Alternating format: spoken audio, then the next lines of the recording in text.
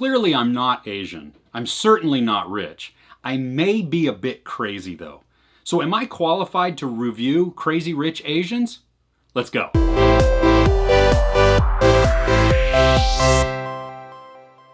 The story's about a young Chinese man who travels back to Singapore for a friend's wedding, and he brings his American-born Chinese girlfriend to meet his family for the very first time.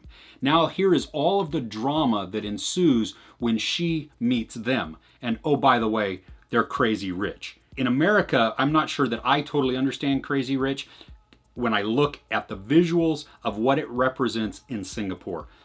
They are crazy rich. I mean, just stupid amounts of money, and it's just wild to see. Crazy Rich Asians is first a book, and it is crazy popular. Now, I have not read the book, so it has to be stated that at the very beginning. My review is coming solely from viewing the movie.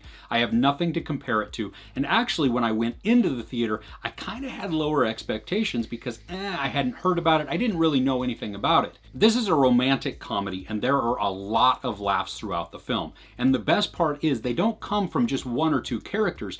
The laughter is shared throughout much of the cast. And I think that's really good because you get a well-rounded execution of emotion from all of the characters versus this one is just playing the fool and this one is just playing the serious person.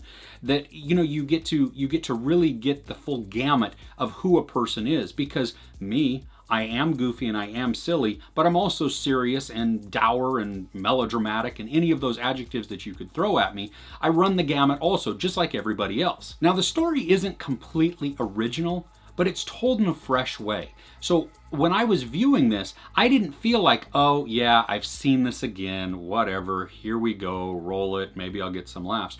No, everything that I saw felt new, felt fresh, and you know, it had a lot of heart. It was a romantic comedy with some depth also. The story was really good. It actually involved some great writing that really drew me in. It had drama and it had comedy and it had just the tugging at your heartstrings also. I probably missed out on several references because I am not Asian.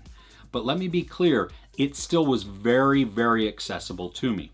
Now, even though I'm sure that I did miss out on some references or some understanding, I didn't feel like I did when I was watching this. And that's what I mean by accessible. Like, other people probably got a little bit more from it, but I didn't know that I was missing it, and I still loved the film. For example, one of the things that is new to me is that they call everybody auntie or uncle.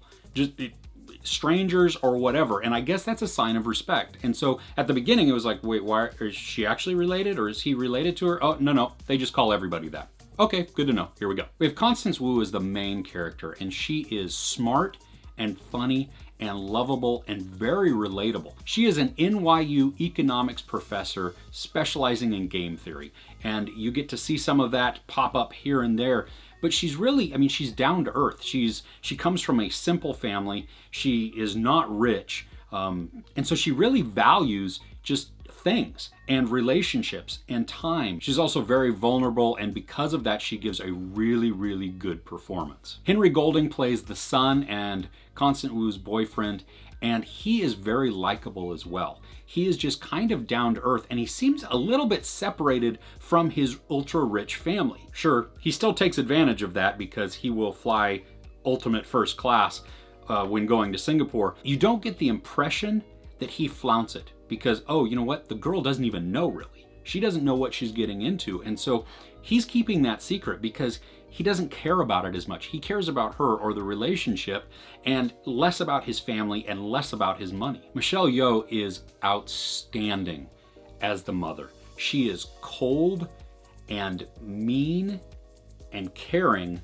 and lovable all at the exact same time. She runs the gamut of what a mom is, especially when she's protecting her son or feels like she's protecting her son. She is very driven and very loyal to family, which can get in the way sometimes. There's moments where you absolutely despise her and other moments where you feel drawn to her and you kind of like her. Awkwafina is in this also, and she is not over the top, which was very refreshing. I'm glad that she wasn't. Now, she can be crazy in this and just kind of very exuberant and fun to watch, but she's not just keeps pushing it. No, she reins it back in. She also has some heart. She is very caring and just a great best friend. That being said, she does get to share in some of the laughs, but she also brings some of the wisdom as well. The rest of the cast is rounded out nicely also, and one standout performance as Ken Jeong. Now, he is not over the top either. He plays Awkwafina's father, and he is quirky and creepy, but he's also very lovable, and he's just kind of silly. Crazy Rich Asians, it has lots of heart and lots of laughs. It will tug at your emotions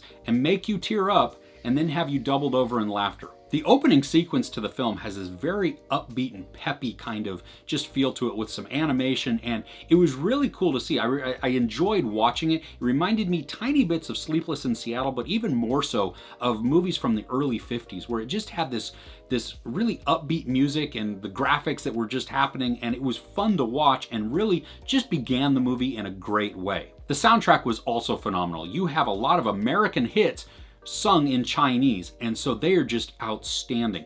There's also one that is even more standout, and that is a cover of Fools Rush In. Now, it's done in English, and it is acoustic, and it is just wow. It is going to be a top download, I can guarantee it, because it is, once you hear it, it is just so beautiful and so breathy and just wow. There's no sex, nudity, or violence. There is some profanity. Now, I really enjoyed watching Crazy Rich Asians. Again, like I said, I didn't read the book, so I can't compare it to what the written word is. But as a movie-going experience, I had a blast. I will see it again, and I will definitely buy it when it comes out on 4K or Blu-ray. Because I had such a fun time watching it, and because the story was great and it drew me in, and I loved the characters, and I didn't feel that one was just stuck in this one role, that it was, they ran the gamut of emotion and depth. Also presented some realism as well as far as the relationship goes, so it was very relatable.